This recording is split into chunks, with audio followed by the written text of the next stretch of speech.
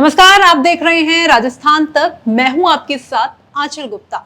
एक तरफ अशोक गहलोत की अनुभव वाली सियासत तो दूसरी तरफ सचिन पायलट की युवा शक्ति। लेकिन अब सवाल ये उठता है कि दिल्ली यूनिवर्सिटी में एनएसयूआई की हार हो या नरेश मीणा का अनशन हो, हर बात पर सचिन पायलट को क्यों जिम्मेदार ठहराया जा रहा है? क्या सिर्फ ये संयोग है या किसी सोची समझी रणनीति के तहत सचिन पायलट की छवि को नुकसान पहुंचाया जा रहा है? क्या राजस्थान में एक बार फिर से कांग्रेस दो गुटों में बंट रही है? आज के इस वीडियो में चर्चा इसी बात पर करेंगे कि क्या कांग्रेस इस अंदरूनी जंग से उबर पाएगी या 2023 की हार की तरह 2028 में भी राजस्थान की कुर्सी दूर हो जाएगी। हमारे साथ हमारे खास मेहमान भी मुखातिब हो चुके हैं। हमारे साथ वरिष्ठ पत्रकार मिथिलेश जैमिनी जुड़ चुके हैं। मिथिलेश जी, बहुत बहुत स्वागत है आपका। सबसे पहला सवाल तो यही है कि क्या राजस्थान कांग्रेस में एक बार फिर से नया बनाम पुराना का संघर्ष शुरू हो गया है? देखिए, निश्चित रूप से जिस तरीके का नरेश मीणा के मामले में हमने देखा कि अशोक गहलोत ट्वीट कर देते हैं और ट्वीट करने के बाद में उनके छात्र जीवन की जो तस्वीर है वो सोशल मीडिया पर वायरल हो जाती है कि वो जब यूनिवर्सिटी का चुनाव जीते थे तो अशोक गहलोत के साथ बैठे हुए थे। तो ये एक बड़ी रणनीति है कि जो नरेश मीणा सचिन पायलट को अपना रोल मॉडल मानता था, उसने जब माहौल बना लिया तो अशोक गहलोत ने अपनी जादूगरी दिखाई और जादूगरी दिखाते हुए ये साबित कर दिया कि वो हर उस नेता को अपनाएंगे जिसको सचिन पायलट को लॉस हो। क्योंकि जिस तरीके से उनके समर्थक सचिन पायलट पर सोशल मीडिया पर एक से बढ़कर एक हाइड्रोजन बम फोड़ रहे हैं, उस मौके को अशोक गहलोत खाली नहीं जाने देते। उससे दो फायदे होंगे। एक तो नरेश मीणा के प्रति जो एक सिंपैथेटिकल वेव चल रही है उसका अशोक गहलोत को फायदा होगा, और दूसरा ये कि सचिन पायलट को उनके पूर्वी राजस्थान जो गढ़ कहा जाता उसमें एक लाभ पटका जा सकेगा। क्योंकि जो ही नरेश मीणा से आज जैसे सचिन पायलट ने बात की है तो हरीश मीणा नाराज होंगे, क्योंकि हरीश मीणा के खास व्यक्ति को देवली उनियारा में अगर किसी ने हराया तो 60,000 वोट लेकर नरेश मीणा ने हराया। तो कुल मिलाकर कहीं न कहीं जो अशोक गहलोत बहुत दूर की कोड़ी राजनीति चलाते हैं, उसके तहत आप देखिए एक दिन पहले वो भीलवाड़ा जाते हैं और उसी जिस धीरज गुजर को बर्थडे में अशोक गहलोत अपनी गाड़ी सचिन पायलट गाड़ी में बिठाते हैं, उसी धीरज गुजर को बगल में लेकर प्रेस कॉन्फ्रेंस करते हैं। तो कुल मिलाकर अशोक गहलोत को भले दिल्ली वाले तवज्जो नहीं दे रहे हों, लेकिन वो दिल्ली वालों को ये मैसेज देना चाह रहे हैं कि मैं अभी भी जवान हूं और मेरी सियासत का राजस्थान में कोई दूसरा सानी नहीं है। वो कन्हैया लाल के घर जाते हैं, तो उदयपुर में जाते हैं तो वो डिप्टी कलेक्टर माहेश्वरी से मिल के आते हैं, उदयपुर में जाते हैं तो गिरजा व्यास के घर जाके आते हैं। जो उनका एक समग्र राजनीति का एक स्वरूप है वो देखने को मिला। वो आज ललित उनवाल के घर जाते हैं। तो ये तमाम चीजें हैं कि अशोक गहलोत ने मान लिया है कि वो चौथी बार फिर गहलोत सरकार।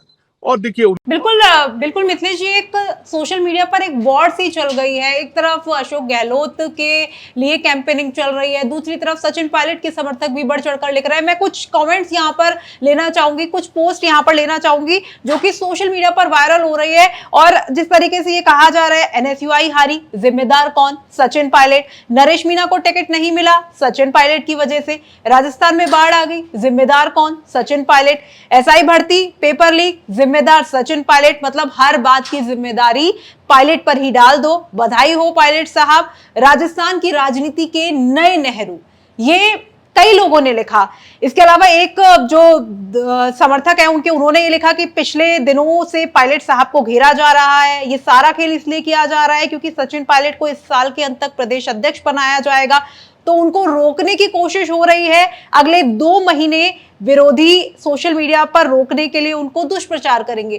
क्या वाकई मिथिलेश जी ऐसा है कि ये चर्चाएं मैंने भी सुनी और चर्चाएं चल रही थी कि अब गोविंद डोटासरा का कार्यकाल पूरा हो रहा है और सचिन पायलट को प्रदेश अध्यक्ष की कमान एक बार फिर से दी जा सकती है, या फिर ये कोरी अफवाह है?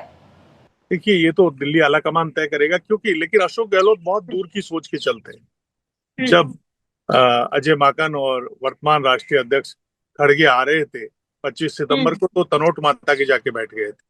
तो वो कभी दूर जाके आते हैं तो कोई पास की रणनीति चलाते हैं, यानी जोर का झटका धीरे से लगाते हैं। तो वो भीलवाड़ा जाके आए हैं और जिस तरीके से भीलवाड़ा से आके उन्होंने नरेश मीणा का ट्वीट किया है, तो उनकी एक स्टाइल पॉलिटिक्स है, उसमें साफ जाहिर हो रहा है कि सचिन पायलट को वो राजस्थान की राजनीति में पैर नहीं जमाने देंगे। उसका कारण है कि उनके प्रबल समर्थक राजेंद्र गुड़ा बार बार कह रहे हैं कि अशोक गहलोत के समाचार समाप्त हो चुके हैं। वो मुख्यमंत्री रहते हुए अपने बेटे को नहीं जिता पाए, ये उनकी बहुत बड़ा आरोप है राजेंद्र गुड़ा का। और वो कह रहे हैं सचिन पायलट का भविष्य है। तो कुल मिलाकर अशोक गहलोत एक नई तरीके की पॉलिटिक्स तैयार करना चाहते हैं कि जिस तरीके से सचिन पायलट दो तीन जाटों को साथ लेके घूमते हैं, मुकेश वाकर, रामनिवास कावड़िया, अनिल चोपड़ा, तो आप देखिए अशोक गहलोत भी पवन गोदारा और संदीप चौधरी, तमाम लोगों को साथ लेके घूमते हैं। तो वो जाटों को यूज करना जानते हैं। अशोक गहलोत की एक बहुत। तो मिथिलेश जी, क्या ये माना जाए कि ये एक अंदरूनी गुटबाजी का हिस्सा है या पावर बैलेंस करने की कोशिश हो रही है? देखिए कुल मिला के अशोक गहलोत को क्या कि 20 महीने हो गए और दिल्ली दरबार ने कोई अहम जिम्मेदारी नहीं सौंपी है, उसका भी मलाल है। तो कुल मिलाकर दो तरीके से परेशान है वो अशोक गहलोत इन दिनों। एक तो ये कि भजनलाल ने भी उनको परेशान कर रखा है, क्योंकि रोज एक ऐसा ही भर्ती का कैंडिडेट पकड़ लेते हैं, उनके फर्जीवाड़े उजागर हो रहे हैं। तो लोगों को लगता है कि भाई, नौजवानों को लगता है कि अशोक गहलोत ने बहुत बड़े जख्म दिए हैं नौजवानों को, और सचिन पायलट ने जो अजमेर से जयपुर तक पैदल यात्रा निकाली थी उसमें दम है। तो कहीं कहीं वो उनसे परेशान, इसलिए बार बार कह देते हैं काश वसुंधरा राजे सीएम होती तो हमें मजा आता है। तो ये कारण यही है कि वो राहुल गांधी से भी परेशान है और भजनलाल से भी परेशान है। वो बार बार लॉ एंड ऑर्डर की भी बात करते हैं, तमाम मुद्दों पर वो भजनलाल को डिप्रेशन में लाने की कोशिश करते हैं कि मुख्यमंत्री को डिप्रेशन में लाया जाए। और कहीं न कहीं वो ऊपर दिल्ली को ये दिखाना चाहते हैं कि मैं ही नेता प्रतिपक्ष के रूप में और पूरे प्रदेश में हर मुद्दे पर तीव्र प्रतिक्रिया दे रहा हूं। और राहुल गांधी से जुड़े हुए मुद्दे, चाहे वोट चोर, गद्दी चोर, तमाम मुद्दों पर वो बड़ी तीखी टिप्पणियां भी देते हैं, जिसमें दिल्ली दरबार को भी नहीं छोड़ते, मोदी जी को भी नहीं छोड़ते। लेकिन फिर भी दिल्ली दरबार की रहम नहीं हो रही, सोनिया गांधी का रहमो करम नहीं मिल रहा। ये एक इम्पोर्टेंट है। लेकिन मिथिलेश जी, दूसरी तरफ सचिन पायलट की जिस तरीके से दिल्ली में पकड़ है या जिस तरीके से उनकी लोकप्रियता का ग्राफ बढ़ता जा रहा है, क्या यही वजह मान सकते हैं जो कुछ नेताओं को असहज महसूस करवा रही है और इसीलिए इस तरह का दुष्प्रचार अब किया जा रहा है सचिन पायलट के खिलाफ? देखिए अशोक गहलोत ने, आप माने या ना माने, वो सियासत का जादूगर है और उन्होंने पानी हाथ में लेके संकल्प ले रखा है कि मैं सचिन पायलट को एस्टेब्लिश नहीं होने दूंगा, क्योंकि उसने मेरे बेटे को एस्टेब्लिश नहीं होने दिया। ये एक, भले कितनी ही दिल से कह दे कि हम एक हैं, वो हैं, कांग्रेसी हैं, लेकिन अशोक गहलोत खाई नहीं तो डुलाई, उस दौर तक जा सकते हैं। इसलिए सचिन पायलट को अगर राजस्थान में पैर जमाने हैं तो अभी बहुत चुनौतियों का सामना करना। अब देखिए अशोक गहलोत जैसा जो 3 बार का सीएम रहा, 3 बार केंद्र में मंत्री रहा, पीसीसी चीफ रहा, वो आदमी अब इस उम्र में जाति का सम्मेलन करा रहे हैं, कभी हिंडोन में माड़ियों का सम्मेलन करा रहे हैं, कभी सांगानेर में माड़ियों का सम्मेलन करा रहे हैं। ये सचिन अशोक गहलोत का ये रूप, इसीलिए कि अगर वो गुर्जरों का नेता है तो मैं मालियों का नेता हूँ। और हमने भारत जोड़ो यात्रा में भी देखा था कि किस तरीके से बांदीकुई में अशोक गहलोत जिंदाबाद कहने के लिए मालियों का एक बड़ा खेमा उमड़ पड़ा था, और एक तरफ सचिन पायलट जिंदाबाद के नारे राहुल गांधी के सामने लगे। यानी दिल्ली दरबार को वो अशोक गहलोत वैक्यूम नहीं छोड़ना चाहते कि अभी मैं ही हूं, अभी तो मैं नौजवान हूं, अभी तो मैं जवान हूं, और मेरे सिवा राजस्थान में कोई दूसरा है नहीं। तो अशोक गहलोत अपनी किस्म की पॉलिटिक्स कर रहे हैं। वो हर मुद्दे पर, अब नरेश मीणा वाले मामले में भले नरेश कितना उनका फॉलोवर रहा हो, और लेकिन जिस तरीके से उनके समर्थकों ने बयान कर दिए तो उनको लग गया कि अगर गुजर मीणा विवाद होता है, सचिन पायलट का एक सपना है कि पूर्वी राजस्थान में सीटें ज्यादा आएगी तो प्रेशर बढ़ेगा, तो 2028 की तो अशोक गहलोत बहुत दूर की कौड़ी खेलते हैं। तो वो दूर पर की कौड़ी। एक सवाल यहाँ पर ये भी है मिथिलेश जी, डीयू में एनएसयूआई की हार होती है और सचिन पायलट के सर पर ठीकरा फोड़ दिया जाता है क्योंकि सबसे ज्यादा कैंपेनिंग वो कर रहे थे, लेकिन ये कहां तक तर्कसंगत है? क्योंकि अभी हमने बीते दिनों देखा कि हाईकोर्ट ने किस तरीके से सरकार गिराने के मामले में सारे जो आरोप है उनको बेबुनियाद घोषित कर दिया, और उसके बाद से एक खलबली या अशोक गहलोत के मन में बेचैनी शुरू हो गई। क्या ये उस रणनीति का हिस्सा है कि सचिन पायलट की छवि को खराब कर दो? देखिए छवि को खराब नहीं, वो अपना पॉलिटिकल बदला ले रहे हैं। अशोक गहलोत भूलते नहीं है। अशोक गहलोत को पता है कि कैसे 39 दिन हमने होटलों में गुजारे। अशोक गहलोत ने खूब उन पे हमले किए, कि उन्होंने पैसे लिए हैं, तमाम चीजें। तो ये एक तरीके का मैं कहूंगा कि और भी उन पे आरोप लग रहे हैं। अभी अशोक गहलोत हम्म। समर्थक आरोप लगा रहे हैं कि उनकी तो बीजेपी में पूरी चलती है। करौली हम्म। से टिकट उन्होंने दिलाया हम्म। बीजेपी का, और जो टोडा भीम से जिसको टिकट मिला, रामनिवास हम्म। भामासा को, वो टिकट अशोक हम्म। गहलोत ने, सॉरी, सचिन पायलट ने भूपेंद्र यादव से दिलाया। हम्म। तो यानी उसकी बीजेपी में ज्यादा चलती है, ये भी बयान वायरल हो रहे हैं। तो कहीं न कहीं हम्म। सचिन पायलट को अशोक गहलोत ने अब पूरे ट्रैप में अपने फंसा लिया है। और उन्होंने ये हम्म। भी प्रमाणित कर दिया कि पीआर मीणा का टिकट क्यों कटा। पिछली बार टिकट मिला था एमएलए का, फिर उसका हम्म। टिकट क्यों कटा, घनश्याम मेहर को टिकट क्यों मिला, क्योंकि मैंने दिलाया घनश्याम मेहर को। और पीआर मीणा हम्म। को टिकट सचिन पायलट ने कैसे दिलाया, वो बता दीजिए आप। और हम्म। फिर सामने भामाशाह को टिकट बीजेपी से किसने दिलाया। तो कुल मिलाकर हम्म। अशोक गहलोत ने अपनी सियासी बारूद पूर्वी राजस्थान में बिछा दी है। हम्म। अब उसमें कितने विस्फोट होते हैं, क्या क्या नुकसान होते हैं, ये देखने लायक है। और हम्म। अशोक लेकिन एक सवाल ये भी है, ये सवाल ये भी है कि अशोक गहलोत और सचिन पायलट के बीच की खाई क्या अब भी बिल्कुल वैसी है जैसी पहले थी, या फिर सोशल मीडिया पर उसको बड़ा चढ़ा करके दिखाया जा रहा है? और अगर अगर कांग्रेस में सब कुछ ठीक है तो फिर ऐसे विवाद बार बार क्यों उठते हैं? देखिए, अगर सब कुछ ठीक होता तो अशोक गहलोत हम्म। पहले पीसीसी चीफ गोविंद सिंह डोटासरा से पूछते, सुखजिंदर हम्म। रंधावा से पूछते कि कांग्रेस को हम्म। जिसने हराया देवली उनियारा में उपचुनाव में, उसके पक्ष हम्म। में मैं ट्वीट करूं या नहीं करूं। हम्म। कितने लोगों ने पूछा। प्रताप सिंह हम्म। खाचरियावास किसका आदमी है, बता दीजिए आप। हम्म। तो कुल मिलाकर अशोक चांदना को भेजा, किसको भेजा? तो ये हम्म। हाड़ौती और पूर्वी राजस्थान में कि अगर पैचअप हो तो अशोक चांदना और नरेश मीणा का हो। वो हम्म। नया गुजर नीतर तैयार करना चाहते हैं अशोक गहलोत। हम्म। शकुंतला रावत, ये अशोक चांदना, धीरज गुजर के साथ जाके खड़ा होना, ये तमाम कहानियां हैं। हम्म। अशोक गहलोत कोई भी काम बिना सोचे समझे नहीं करते, कोई भी बयान बिना सोचे समझे नहीं देते, उनका कोई भी काम बिना स्ट्रेटेजी के नहीं होते। वो हम्म। सचिन पायलट के पूरी तरह पीछे पड़े हुए हैं, चाहे कोई लोग माने या ना माने। अशोक हम्म। गहलोत की प्लानिंग बहुत अल्टीमेट है। वो रोज हम्म। प्रेस कॉन्फ्रेंस कर रहे हैं, रोज ट्वीट कर रहे हैं, रोज उनके मुद्दों पर मीडिया में चर्चा हो रही है, डिबेट्स हो रही है। पूरी तरह अपनी तरफ हाईजैक कर लिया उन्होंने। हम्म। सचिन पायलट को एक तरीके हाशिए पे डाल दिया। इसका मतलब दिल्ली वाले पूछे तो भैया डोटासरा जी को हटाएं तो किसको बनाए। अब उसमें डॉक्टर रघु शर्मा की लॉटरी खुलती है, किसकी खुलती है, क्योंकि वो ये भी एक मुद्दा बनाएंगे कि साहब ब्राह्मण सीएम है तो ब्राह्मण को दो ना आप। हम्म। भी तो अशोक गहलोत के पतुनीर में बहुत सारे तीर हैं जिनसे वो हम्म। सियासी शिकार सचिन पायलट का कभी भी कर सकते हैं। अशोक हम्म। गहलोत ने हार नहीं मानी है, और धर्मेंद्र राठौड़ को वो अजमेर में लॉन्च कर रहे हैं। तो अशोक गहलोत का अलग स्ट्रेटेजी है। और हम्म। बीजेपी वालों से भी उनकी सारी सेटिंग है ही, वसुंधरा जी से तो है ही, सबको ही पता है।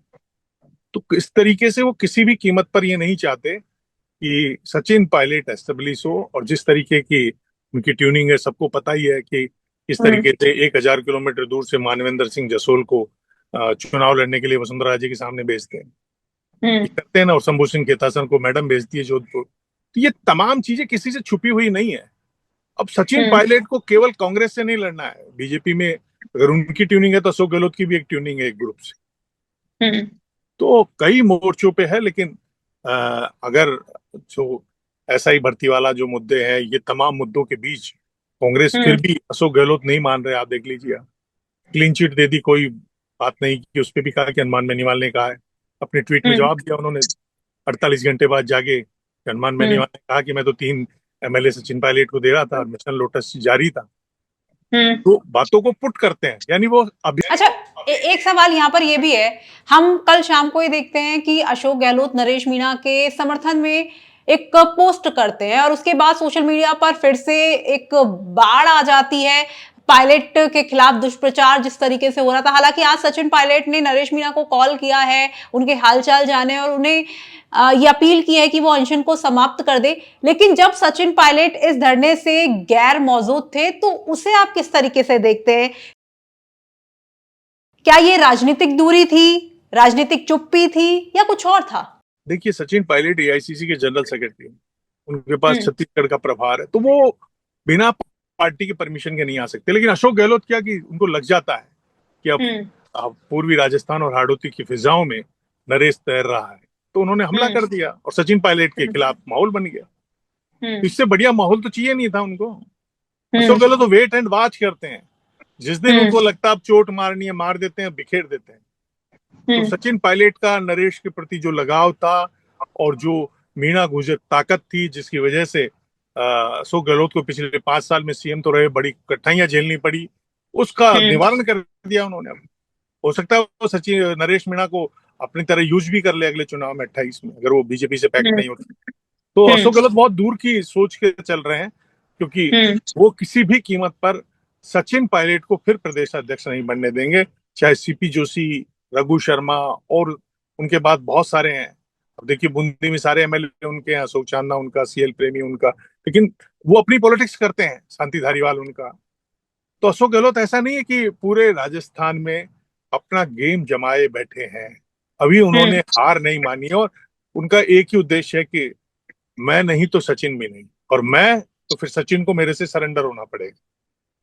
लेकिन सवाल ये है मिथिलेश जी कि अगर आज चुनाव हो जाए तो क्या इस गुटबाजी के साथ कांग्रेस जीत सकती है? देखिए, हर बार कहता हूँ कि भजनलाल बहुत सारा भाग्यशाली, भजनलाल जी बहुत ज्यादा भाग्यशाली है, बहुत ही उनके ऊपर कोई कृपा है गिरिराज जी की, कि जिस तरीके से ये सचिन पायलट और अशोक गहलोत की नफरत का दौर चल रहा है, वो दौर मुझे लगता है वो और बढ़ेगा, वो कड़वाहट और बढ़ेगी, और वो कड़वाहट भजनलाल के लिए वरदान साबित होगी कि जो काम वसुंधरा राजे नहीं कर पाई 25 साल से, जो ये गेम चल रहा था 28 साल से, एक बार बीजेपी एक बार कांग्रेस, उसको तोड़ देंगे भजनलाल। भजनलाल की आप कितनी ही बुराइयां कर लीजिए, कितना ही उन्हें घेर लीजिए, लेकिन कहीं न कहीं उनका जो वर्किंग स्टाइल है, आप देखिए कि एक 4th क्लास में एक इंजीनियर वॉच ले जाता है और उस पकड़ में आ जाता है। अशोक गहलोत के टाइम एक भी पकड़ में आया क्या? एक भी पेपर बिना लीक रहा क्या? इंटरनेट बंद हुए या नहीं हुए? ये तमाम सवाल नौजवानों के जहन में तैर रहे हैं। पोस्टिंग हो रही है, आरपीएससी काम कर रही है, भले 3 उन्होंने नए सदस्य बनाए नहीं बनाए, वो एक अलग इश्यू है, लेकिन जो आउटपुट है वो मिल रहा है। क्राइम रेट भी घट रही है, परिवाद के जरिए जो मुकदमे दर्ज हो रहे थे उनमें 9.78% की कमी आ रही है। अशोक गहलोत के लिए तमाम चुनौतियां हैं, और फिर वो खुद ही अशोक गहलोत और सचिन पायलट लड़ लेंगे, तो भजनलाल जी को तो कुर्सी हुई थाली मिलेगी, उनको कुछ भी कर ले, उनके भाग्य में लिखा है कि उनकी खिचड़ी में तो घी आएगा, उस खिचड़ी में घी ऐसे नहीं है। वो अशोक गहलोत तो अंधा बाटे रेवड़ी फिर अपने को दे, वो तो अपनी सेटिंग करने में लगा हुआ है। और सचिन पायलट का एक आदमी टूटता है तो उनको खुशी होती है, ठीक है नरेश मीणा सल्ट गए, हमारी तरफ आ जाए, यूज कर लेंगे। तो प्रमोद जैन भाया तो उन्हीं का तो टेटवा है, कहते हैं मतलब अभी उपचुनाव क्या लड्डू लेगा, इसको लड़ लेने दे, वो इतना भी खेला कर सकते हैं। लेकिन सचिन पायलट को वो बर्फ में लगा दे के छोड़ देंगे, ये लग रहा है। अच्छा, एक सवाल ये भी है और आखिरी सवाल मैं लूंगी, क्या राजस्थान में कांग्रेस को चेहरा बदलने की जरूरत है? क्या वो चेहरा सचिन पायलट हो सकते हैं? देखिए, निश्चित रूप से सचिन पायलट एक सीजन्ड पॉलिटिशियन है। सचिन पायलट आज की तारीख में राहुल गांधी के बाद नंबर 2 लीडर हैं कांग्रेस में, हर जगह उनकी मांग है। लेकिन कांग्रेस में राजस्थान में अशोक गहलोत के रहते सचिन पायलट एस्टेब्लिश हो जाएगा, ये बड़ा मुश्किल है, क्योंकि कांग्रेस अशोक पूरे राजस्थान में पहले से कार्यरत है, और उसमें कई निर्दलीय भी हैं, कई उनके और भी हैं, सुभाष गर्ग जैसे लोग भी हैं, अवाना जैसे लोग भी हैं, संयम लोढ़ा जैसे लोग भी हैं। तो एक उनके पास बड़ी टीम है। वो 15 साल सीएम रह के उन्होंने कांग्रेस अशोक को जितना पुष्पित पल्लवित किया है, उसकी काट सचिन पायलट के पास नहीं।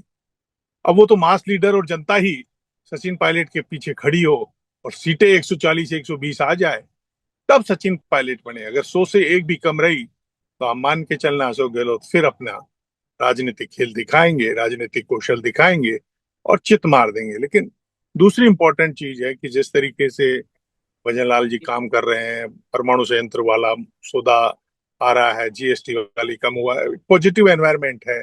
ऐसे एनवायरनमेंट में क्या रे भजनलाल की अशोक गहलोत बुराई कर ले, लेकिन जो पब्लिक में एक परसेप्शन जा रहा है कि वो सीधे आदमी है, धार्मिक आदमी, और जैसा राजा होती है वैसी प्रजा होती है। इस नवरात्रों में हम देख रहे हैं हर मंदिर में भारी भीड़ उमड़ रही है। उसका एक कारण ये भी है कि खुद मुख्यमंत्री बहुत धार्मिक है, तो ये भी एक असर करेगा। ये कांग्रेस के लिए बहुत नेगेटिव, बिल्कुल ये कांग्रेस के लिए बहुत ही नेगेटिव एस्पेक्ट है। और जिस तरीके से 2 दिनों से पिछले सचिन पायलट के खिलाफ दुष्प्रचार चल रहा है। ऐसा लग रहा है कि अगर राजस्थान में बारिश भी हो जाए, बिजली भी चली जाए, तो उसका जिम्मेदार भी सचिन पायलट को ही ठहरा दिया जाएगा। लेकिन अब ये सब कुछ कांग्रेस के लिए कितना जी, जी। आंचल जी, दिल्ली दिल्ली यूनिवर्सिटी के चुनाव में अनिल चोपड़ा, मुकेश भाकर सबको लेके गए और अब वही कह रहे हैं कि वो हरवाया है। अशोक गहलोत खेमा पूरी तरह कह रहा है कि सचिन पायलट क्या जिताएगा, दिल्ली यूनिवर्सिटी का चुनाव तो जिता नहीं पाया, जहां दिल्ली में वो रहता है, जहां गुर्जरों के वोट हैं। और राजस्थान में सरकार बना देगा। सरकार तो एक ही बना सकता है, अशोक गहलोत। ये अशोक गहलोत खेमे के बिल्कुल, बिल्कुल।